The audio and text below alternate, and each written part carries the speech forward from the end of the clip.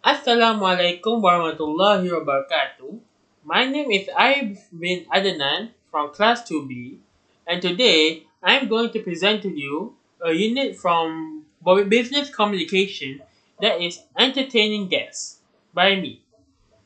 Now before I begin, let me inform you about the three things that I'm going to tell you about in this presentation. One is how to entertain guests. 2. Entertaining visitors in the office. And 3. How people from other countries receive gifts. Without further ado, let us begin. Now, the first thing to know about entertaining guests is to use the largest space available. Why is that? The most important thing is the size of the venue. Large and airly spacious rooms makes the place seem large and are much better than cramped tight spots. You don't want to host a party in a cramped space. Everyone will be uncomfortable.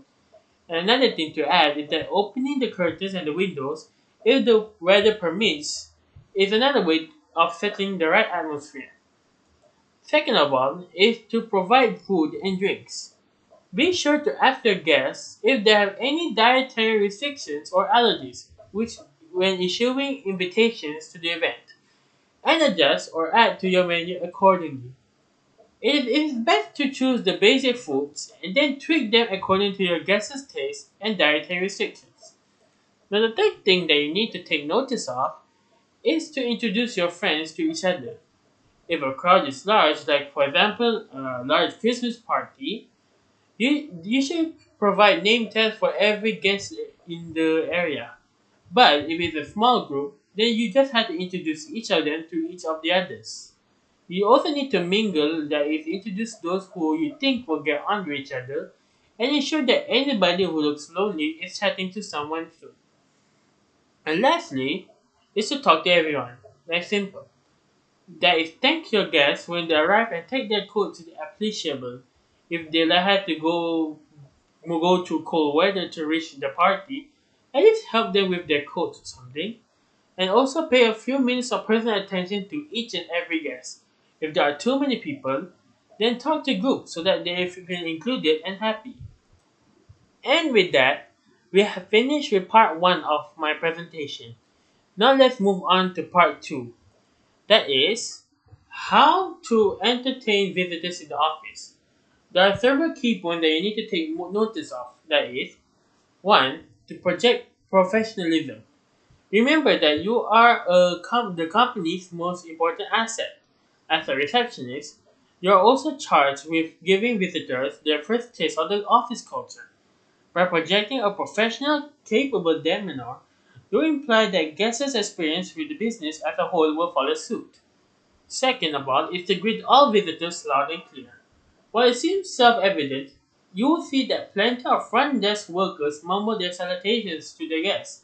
Just like good morning, good afternoon, in a steady audible tone, as, as an air of capacity sure to be appreciated by all office visitors. Number 3 is to ask visitors whom their appointment is with.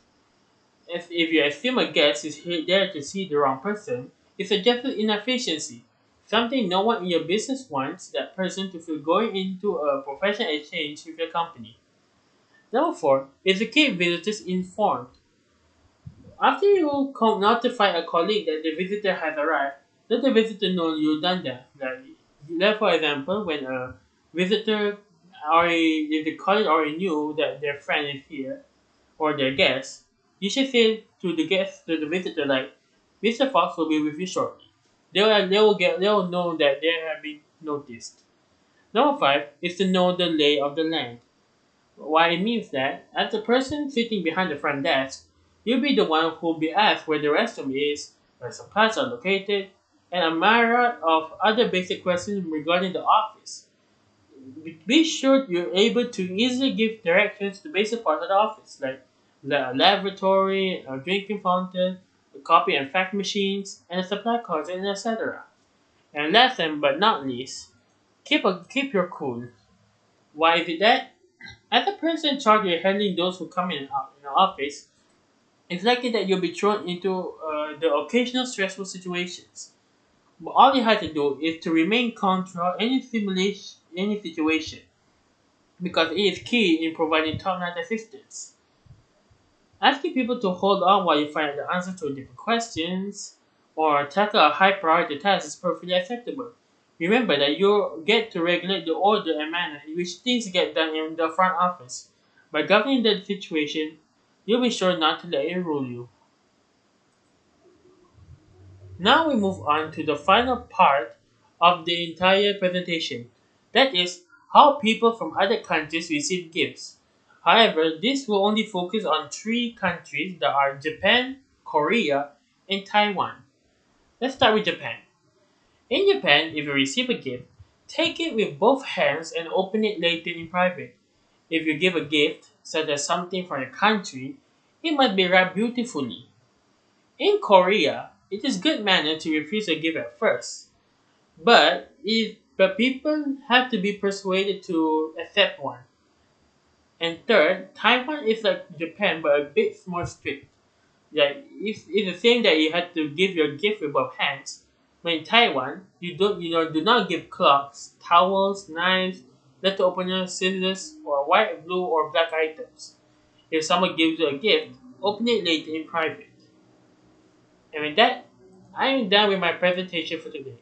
Thank you all for listening to this, and I see you soon.